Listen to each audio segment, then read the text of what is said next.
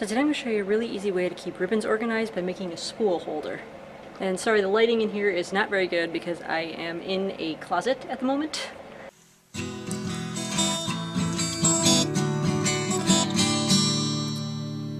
So I left the interior walls of the closet open specifically so I could use the studs for this purpose, but if you don't happen to have stud walls, you can just nail two 2x4s to the ground and connect them to the roof so you can do this as well.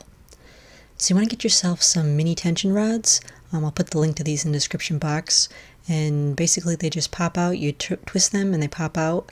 The caps come off the edge as well, which is very convenient, and you can just spin them out as tight or as small as you want them. So just take the cap off of one end and take one of your spools of ribbon. You can just slide it on all the way down to the other end. And they usually have different size holes, so the bigger holes slip onto the bigger end of the tension rod, and of course the smaller holes just slip onto the smaller end of the tension rod. So I use the small ones on the very end, and then put the cap back on so the ribbons don't fall off.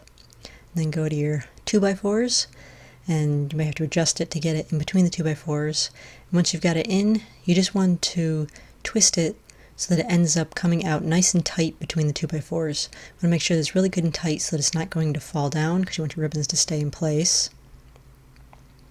And you can do this with as many spools of ribbon as you want, because you can use multiple tension rods. And then once you've got them in place, you can just pull on the ribbon and it comes off, and then you can just reel it back up and use a pin, or I like to use yarn because pins have a tendency to rust, so I just use yarn to tie it back up and keep everything in place. It's a lot more convenient than trying to keep all your ribbons in a box or shelves or whatever, because this way you can just use them as they are and unroll them right as they sit there.